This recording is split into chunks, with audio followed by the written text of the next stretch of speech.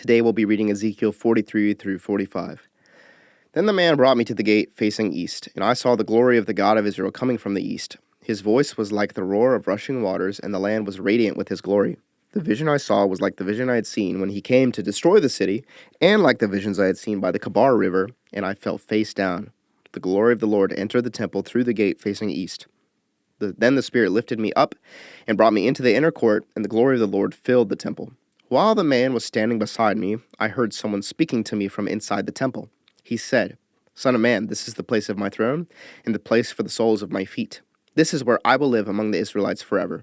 The people of Israel will never again defile my holy name, neither they nor their kings, by their prostitution and the funeral offerings for their kings at their death. When they placed their threshold next to my threshold and their doorposts beside my doorposts, with only a wall between me and them, they defiled my holy name by their detestable practices. So I destroyed them in my anger. Now let them put away from me their prostitution and the funeral offerings for their kings, and I will live among them forever. Son of man, describe the temple to the people of Israel, that they may be ashamed of their sins. Let them consider its perfection, and if they are ashamed of all they have done, make known to them the design of the temple, its arrangement, its exits and entrances, its whole design, and all its regulations and laws. Write these down before them, so that they may be faithful to its design and follow all its regulations. This is the law of the temple. All the surrounding area on top of the mountain will be most holy. Such is the law of the temple. These are the measurements of the altar in long cubits, that cubit being a cubit and a handbreadth. Its gutter is a cubit deep and a cubit wide, with a rim of one span around the edge, and this is the height of the altar. From the gutter on the ground up to the lower ledge that goes around the altar, it is 2 cubits high, and the ledge is a cubit wide. From this lower ledge to the upper ledge that goes around the altar, it is 4 cubits high, and that ledge is also a cubit wide. Above that, the altar hearth is 4 cubits high, and 4 horns project upward from the hearth. The altar hearth is square, 12 cubits long, and 12 cubits wide. The upper ledge also is square, 14 cubits long, and 14 cubits wide. All around the altar is a gutter of 1 cubit, and with a rim of half a cubit. The steps of the altar face east.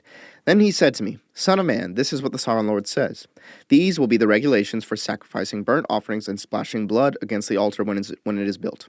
You are to give a young bull as a sin offering to the Levitical priests of the family of Zadok, who come near to minister before me, declares the sovereign Lord.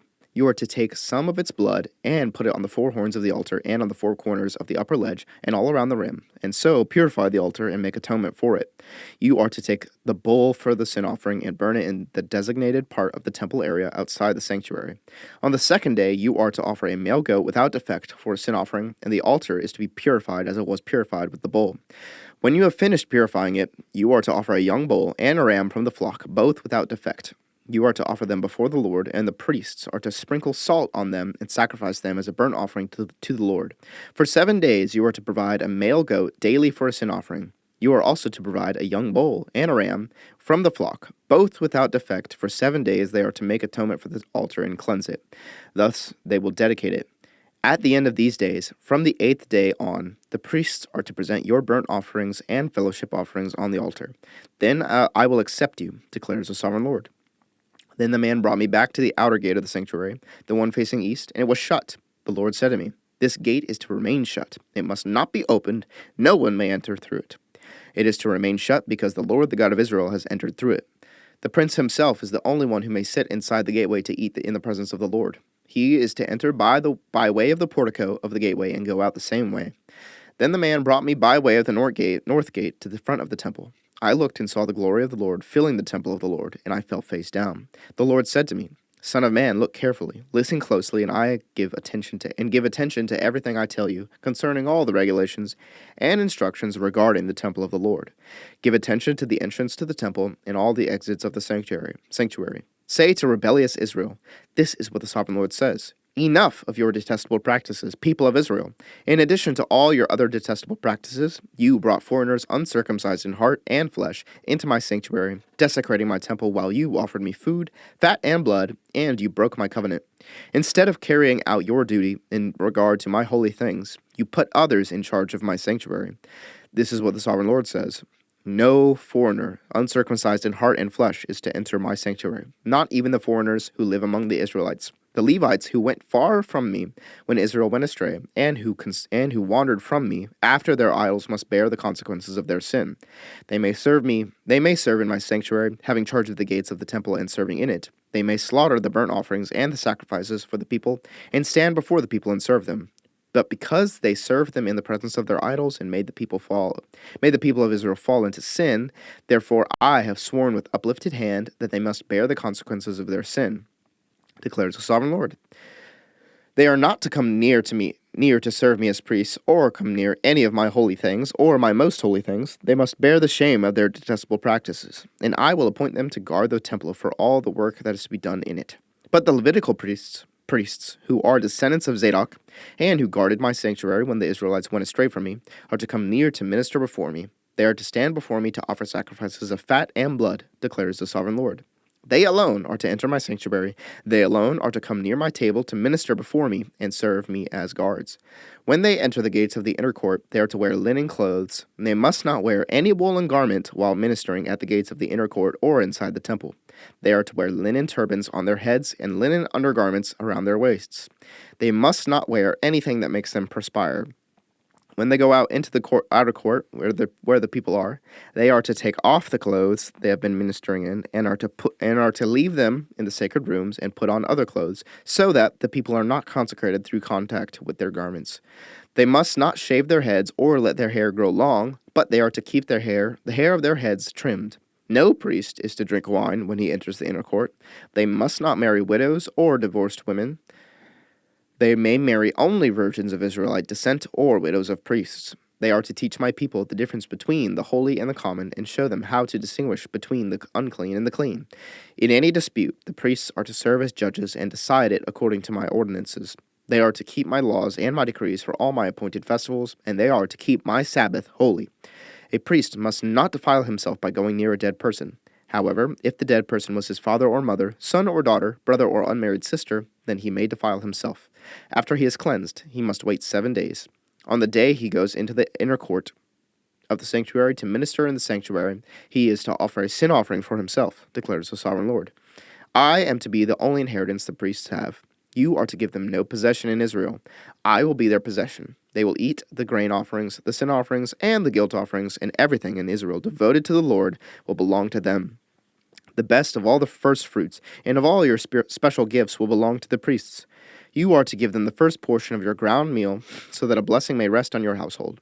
The priests must not eat anything, whether bird or animal, found dead or torn by wild animals. When you allot the land as an inheritance, you are to present to the Lord a portion of the land as a sacred district, 25,000 cubits long and 20,000 cubits wide. The entire area will be holy. Of this, a section 500 cubits square is to be for the sanctuary, with 50 cubits around it for open land. In the sacred district, measure off a section 25,000 cubits long and 10,000 cubits wide. In it will be the sanctuary, the most holy place. It will be the sacred portion of the land for the priests, who minister in the sanctuary and who draw near to minister before the Lord. It will be a place for their houses, as well as a holy place for the sanctuary. An area 25,000 cubits long and 10,000 cubits wide will belong to the Levites, who serve in the temple, as their possession for towns to live in. You are to give the city as its property an area 5,000 cubits wide and 25,000 cubits long, adjoining the sacred portion. It will belong to all Israel. The prince will have the land bordering each side of the area formed by the sacred district and the property of the city. It will extend westward from the west side and eastward from the east side, running lengthwise from the western to the eastern border, parallel to one of the tribal portions. This land will be his possession in Israel, and my princes will no longer oppress my people, but will allow the people of Israel to possess the land according to their tribes. This is what the sovereign Lord says. You have gone far enough, princes of Israel. Give up your violence and oppression, and do what is just and right. Stop dispossessing my people, declares the sovereign Lord. You are to use accurate scales, an accurate ephah, and an accurate bath. The ephah and the bath are to be the same size, the bath containing 1/10 of a homer, and the ephah 1/10 of a homer. The homer is to be the standard measure for both. The shekel is to consist of 20 gerahs, 20 shekels plus 25 shekels, 20 shekels plus 25 shekels plus 15 shekels equal 1 mina. This is the special gift you are to offer. 1/6 of an ephah from each homer of wheat, and 1/6 of an ephah from each homer of barley. The prescribed portion of olive oil, measured by the bath, is a tenth of a bath from each core, which consists of 10 baths or 1 homer. For 10 baths are equivalent to a homer. Also, 1 sheep is to be taken from every flock of 200 from the well-watered pastures of Israel. These will be used for the grain offerings, burnt offerings, and fellowship offerings to make atonement for the people of Israel, declares the sovereign Lord. All the people of the land will be required to give this special offering to the prince of Israel. It will be the duty of the prince to provide the burnt offerings, grain offerings, and the drink offerings at the festivals, the new moons, and the Sabbaths, at all the appointed festivals of Israel. He will provide the sin offerings, grain offerings, burnt offerings, and fellowship offerings to make atonement for the Israelites. This is what the sovereign Lord says. In the first month, on the first day, you are to take a young bull without defect and purify the sanctuary. The priest is to take some of the blood of the sin offering and put it on the doorposts of the temple, on the 4 corners of the upper ledge of the altar, and on the gateposts of the inner court. You are to do the same on the 7th day of the month for anyone who sins unintentionally or through ignorance. So you are to make atonement for the temple. In the first month, on the 14th day, you are to observe the Passover, a festival lasting 7 days, during which you shall eat bread made without yeast. On that day, the prince is to provide a bull as a sin offering for himself and for all the people of the land. Every day during the 7 days of the festival, he is to provide 7 bulls and 7 rams without defect as a burnt offering to the Lord, and a male goat for a sin offering. He is to provide as a grain offering an ephah for each bull and an ephah for each ram, along with a hin of olive oil for each ephah.